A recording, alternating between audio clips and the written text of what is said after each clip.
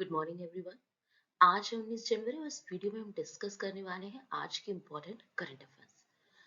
भारत की पहली सौर ऊर्जा से चलने वाली नाव का संचालन किस नदी में किया जाएगा?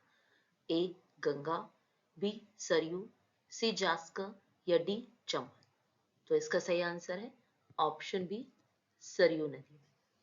सरयू नदी में सौर ऊर्जा से चलने वाली नाव का संचालन किया जाएगा। ये भारत की पहली सौर ऊर्जा से संचालित नाव होगी। अब सरयू नदी की बात करें तो ये कहाँ है?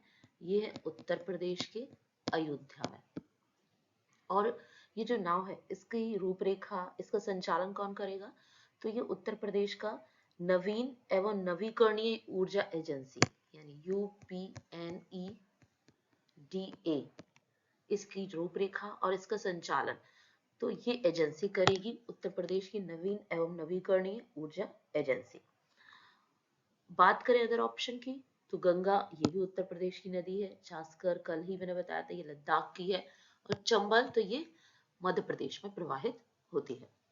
अयोध्या में सरयू नदी प्रवाहित होती है। तो अयोध्या से रिलेटेड एक और करंट अफेयर्स है वो ये कि अभी प्रधानमंत्री श्री नरेंद्र मोदी के द्वारा राम मंदिर को समर्पित एक डाक टिकट है, उनकी एक सीरीज जारी की गई है और ये कुल 6 डाक टिकट हैं जो अलग अलग डिजाइन के हैं और ये राम जन्मभूमि का जो मंदिर है उसके सार को दर्शाते हैं। तो कितने टिकटों की श्रृंखला जारी की गई? तो 6 डाक टिकटों की श्रृंखला जारी की गई है और ये जो राम जन्मभूमि मंदिर है उसके सार को दर्शाते हैं।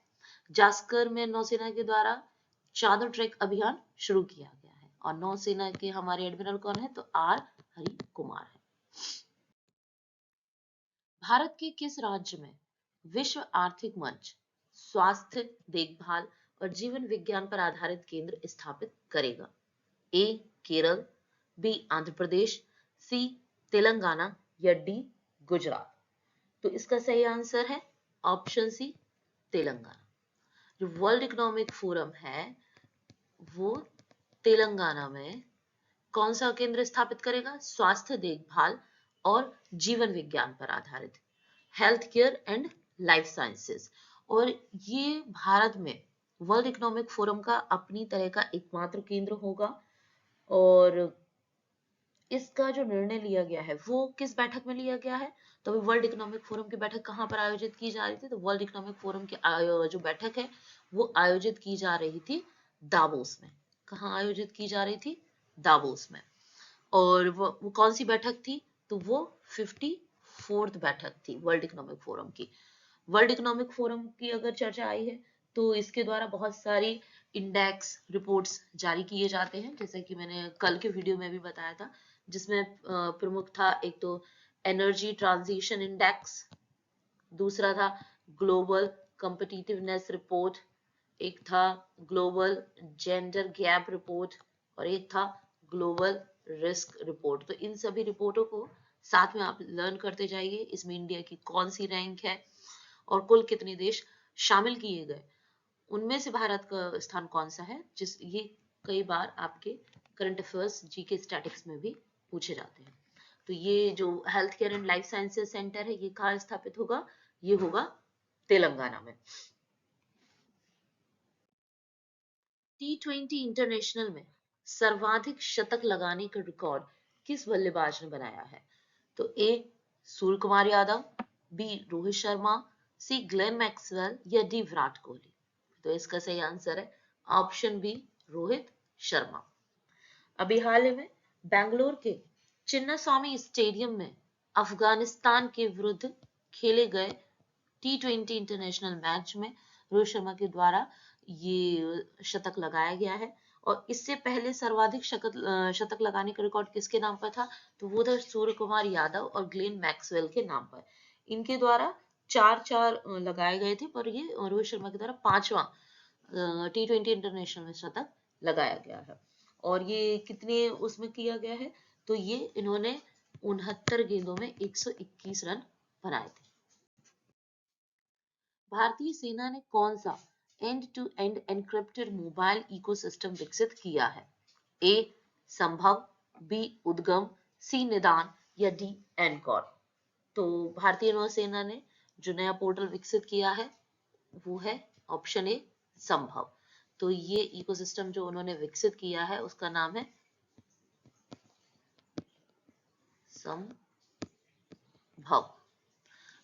और ये जो संभव है ये क्या है, secure army mobile Bharat version, secure army mobile Bharat version, secure army mobile Bharat version, secure army mobile Bharat version. तो इसको आप जरूर याद रखिए कि इसका फुल फॉर्म क्या है। और साथ ही अदर पोर्टल की बात करें तो जैसे उद्गम पोर्टल है, ये आरबीआई का पोर्टल था। एनकॉर ये ईसीआई मतलब इलेक्शन कमीशन ऑफ इंडिया के द्वारा भी यूज किया गया था। तो इन कई बार ऐसे पोर्टल से रिलेटेड भी क्वेश्चन आते हैं। तो ये जो संभव पोर्टल है जो ये विकसित किया गया एंड टू एंड मतलब इसमें कोई भी बात होगी तो सोर्स और जहां पर बात हो रही केवल वही सुन सकते हैं, बीच में और कोई इसको नहीं सुन सकता। अगला प्रश्न है, निम्न में से किस राज्य द्वारा माई स्कूल माई प्राइड अभियान प्रारंभ किया है? ए मध्य प्रदेश, बी हिमाचल प्रदेश, सी उत्तर प्रदेश या डी लद्दाख। तो इसका सही आंसर है ऑप्शन बी हिमाचल प्रदेश। हिमाचल प्रदेश के द्वारा माई स्कूल माई प्राइड अभियान शुरू किया गया है। इसमें जो भी लोग हैं वो किसी एक स्कूल को अपने उसमें गोद लेंगे और उसकी देखभाल की जिम्मेदारी उसके ऊपर होगी। और साथ ही अगर हम बात करें हिमाचल प्रदेश की तो यहाँ की राजधानी शिमला। और अदर ऑप्शन है तो मध्य प्रदेश फेमस है अपनी लाडली बहना स्कीम्स के लिए। उत्तर प्रदेश के लखनऊ में अभी सेना दिवस परेड का आयोजन किया गया था। लद्दाख में जास्कर नदी में नौसेना के द्वारा अपना चादर ट्रैक अभियान प्रारंभ किया गया है। तो माई स्कूल माई प्राइड अभियान को आप याद रखिए, ये किस राज्य के द्वारा प्रारंभ किया गया है? तो ये हिमाचल प्रदेश के द्वारा प्रारंभ किया गया है। कश्मीर में झेलम स्टेडियम का नाम बदलकर निम्न में से किसके नाम पर रखा गया है? तो ए अटल बिहारी वाजपेयी, बी विपिन रावत, सी अनिल चौहान या डी शीलवर्धन सिंह। तो इसका सही आंसर है ऑप्शन बी, जो हमारे देश के प्रथम सीडीएस विपिन रावत उनके नाम पर इस स्टेडियम का नाम रखा गया है। ये कब सीडीएस नियुक्त हुए थे? तो ये 2020 में जब इनकी एक हेलीकॉप्टर क्रैश में दुर्घटना हुई उसके बाद हमारे सेकंड जो सीडीएस बनाए मतलब चीफ ऑफ डिफेंस स्टाफ वो कौन थे? तो वो है अनिल चौहान। और शीलवर्धन सिंह की बात करें तो ये यूपीएससी के नए सदस्य के रूप में नियुक्त किए गए हैं। और अटल बिहारी वाजपेयी से आप सभी परिचित हैं, ये हमारे देश के प्रधानमंत्री रहे। तो कश्मीर में झेलम स्टेडियम बदलकर क्या नाम रखा गया है? तो उसका नाम रखा गया विपिन रावत स्टेडियम। विपिन रावत कौन थे? जो हमारे देश के प्रथम चीफ ऑफ डिफेंस स्टाफ थे। वर्तमान में चीफ ऑफ डिफेंस स्टाफ कौन है? तो ये अनिल चौहान है। और अनिल चौहान कौन से नंबर के? तो ये सेकंड नंबर के। द्विपक्षीय श्रृंखला के लिए आईसीसी द्वारा नियुक्त पहली निष्पक्ष महिला एम्पायर कौन होंगी? ए सू रेडफर्न, बी मिताली राज, सी हरमनप्रीत कौर या डी सादिया जाहिदी। तो इसका सही आंसर है ऑप्शन ए सू रेडफर्न। तो ये आईसीसी द्वारा नियुक्त पहली निष्पक्ष महिला एम्पायर होंगी सू रेडफर्न। और ये किस में अंपायरिंग करेंगी? तो ऑस्ट्रेलिया और साउथ अफ्रीका इनके बीच महिला चैंपियनशिप और टी20 में ये जब ऑस्ट्रेलिया और साउथ अफ्रीका के बीच महिला चैंपियनशिप टी20 होगी तो उसमें अंपायरशिप करेंगी कौन? Sue Redfern. और ये सू रेडफर्न ने पहले किसके लिए खेला है? तो इन्होंने इंग्लैंड के लिए खेला है, पहले इंग्लैंड के लिए खेला करती थी। अदर ऑप्शन की बात करें तो मिताली राज ये इंडियन क्रिकेट प्लेयर है विमेंस, हरमनप्रीत कौर भी, और सादिया जाहिदी तो ये जो वर्ल्ड इकोनॉमिक फोरम है उसकी प्रबंध निदेशक है। विंग्स इंडिया 2024 का आयोजन कहाँ किया जा रहा है? Option A Hyderabad, B Gandhinagar, C Lucknow या डी चेन्नई। तो इसका आयोजन किया जा रहा है हैदराबाद के बेगमपेट हवाई अड्डे पर। तो ये एशिया का सबसे बड़ा विमानन एक्सपो है। विंग्स इंडिया 2024 क्या है? ये एशिया का सबसे बड़ा विमानन एक्सपो है। कहाँ आयोजित किया जा रहा है? तो ये हैदराबाद में। और हैदराबाद के जो एयरपोर्ट है उसका नाम क्या है? तो ये बेगमपेट हवाई अड्डा है। इसका उद्घाटन किसने किया? तो ये नागरिक एवं उड्डयन मंत्री ज्योतिरादित्य सिंधिया के द्वारा किया गया है। इसकी थीम क्या रखी गई है? तो इसकी थीम है अमृत काल में भारत को विश्व से जोड़ना। अमृत काल में भारत को विश्व से जोड़ना। और इसमें जो प्रमुख घोषणा की गई है वो ये है कि एक तो उड़ान 5.3 लॉन्च की गई। उड़ान क्या है? उड़े देश का आम नागरिक की स्कीम है जो हमारे देश के प्रधानमंत्री जी के द्वारा प्रारंभ की गई थी। और साथ ही एक और घोषणा की है कि एक उड़ान प्रशिक्षण केंद्र कहाँ पर स्थापित किया जाएगा? वो गुरुग्राम में स्थापित किया जाएगा। अदर ऑप्शन की बात करें तो गांधीनगर में आईफा फिल्म फेस्टिवल होने वाला है, अवार्ड फंक्शन, और लखनऊ में सेना दिवस परेड आयोजित की गई थी।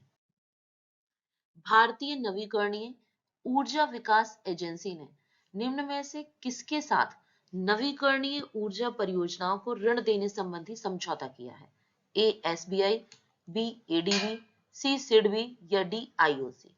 तो इसका सही आंसर है ऑप्शन डी आईओसी। ये इंडियन ओवरसीज बैंक के साथ आईओबी है, यहाँ पर ये करेक्ट कर लीजिए, ये आईओबी है, मतलब इंडियन ओवरसीज बैंक। तो इंडियन ओवरसीज बैंक के साथ ये समझौता किया है। किसने किया है? इरडा के द्वारा, IREDA,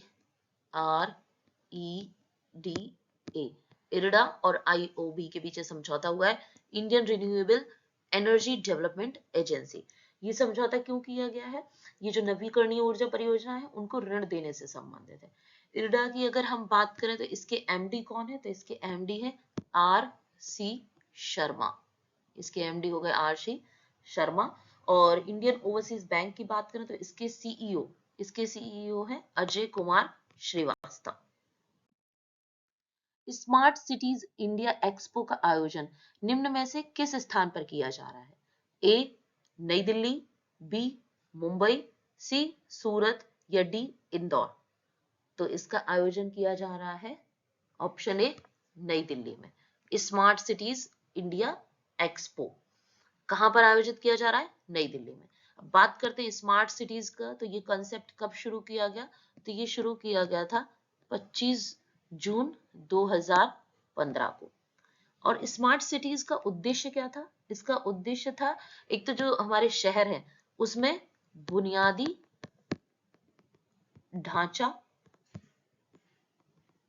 का विकास करना और वहां के नागरिकों को स्वच्छ एवं टिकाऊ वातावरण प्रदान करना। बुनियादी ढांचे का विकास, स्वच्छ और टिकाऊ वातावरण वहां के नागरिकों को प्रदान करना, ये स्मार्ट सिटीज का उद्देश्य था। तो इस स्मार्ट सिटीज में इंदौर की जो 56 दुकानें हैं उनका भी वहां पर प्रदर्शन किया जा रहा है। और स्मार्ट सिटीज कंसेप्ट कब शुरू हुआ? तो ये 25 जून 2015 को शुरू हुआ। बात करें अदर ऑप्शन की, तो मुंबई की, महाराष्ट्र की राजधानी, और सूरत और इंदौर, तो ये अभी जो स्वच्छता सर्वेक्षण के परिणाम आए उनमें ये दोनों संयुक्त रूप से प्रथम स्थान पर रहे हैं। निम्न में से किस केंद्रीय सशस्त्र बल के मुख्यालय में साइबर सिक्योरिटी ऑपरेशन सेंटर का उद्घाटन किया गया है? ए असम राइफल, बी सीमा सुरक्षा बल, सी राष्ट्रीय सुरक्षा गार्ड या डी सशस्त्र सीमा बल? तो इसका सही आंसर है ऑप्शन ए असम राइफल्स। असम राइफल्स। तो असम राइफल्स की अगर हम बात करें तो इसका मुख्यालय कहां पर है? तो इसका मुख्यालय है मेघालय की राजधानी शिलोंग के लैटकोर में। और इस ऑपरेशन सेंटर, जो साइबर सिक्योरिटी ऑपरेशन सेंटर है, इसका किसने उद्घाटन किया है? तो ये उद्घाटन किया है हमारे देश के गृह मंत्री और सहकारिता मंत्री अमित शाह जी के द्वारा। बात करें हम असम राइफल्स की, तो असम राइफल्स का गठन कब किया गया? असम राइफल्स का गठन किया गया 1835 में, जब देश में ब्रिटिश शासन था, और उस समय इसका नाम था कछार लेवी। अब वर्तमान में भी असम राइफल्स के नाम से ये एक सशस्त्र बल है। और इसका काम क्या है? तो पूर्वोत्तर में आंतरिक शांति सुरक्षा बनाए रखना और साथ ही भारत और म्यांमार की जो सीमा जहां जहां साझा होती है उसकी सुरक्षा करना। जैसे जो बॉर्डर सिक्योरिटी फोर्स BSF है वो उनकी नियुक्ति होती है भारत पाकिस्तान का जहाँ बॉर्डर है वहां पर, तो ऐसे असम राइफल्स है उसकी नियुक्ति होती है जहाँ भारत और म्यांमार की सीमा है उसकी सुरक्षा करना। तो जो असम राइफल्स है उसके अंतर्गत ये साइबर सिक्योरिटी ऑपरेशन सेंटर का उद्घाटन किया गया है। ये क्या काम करेगा, तो ये जो Assam rifles wide area network है, एक Assam rifles wide area network है अरवान, उसमें ये वास्तविक समय के आधार पर निगरानी करेगा और साइबर सुरक्षा को मजबूत करेगा। और ये सभी जो केंद्रीय सशस्त्र बल है उसमें अपनी तरह का ये पहला केंद्र बनाया गया है।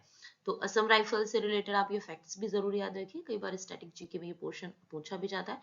अदर ऑप्शन की मैं बात करूं तो ये आप समझिए आपका होमवर्क है, इन सभी का गठन कब हुआ और इनका उद्देश्य क्या है, या इनकी पोस्टिंग कहाँ कहाँ की जाती है, किस उद्देश्य के तहत इनका गठन किया गया, तो वो जरूर आप देखिए एक बार, इसको अपने स्टैटिक जीके के पोर्शन को कंप्लीट करिए।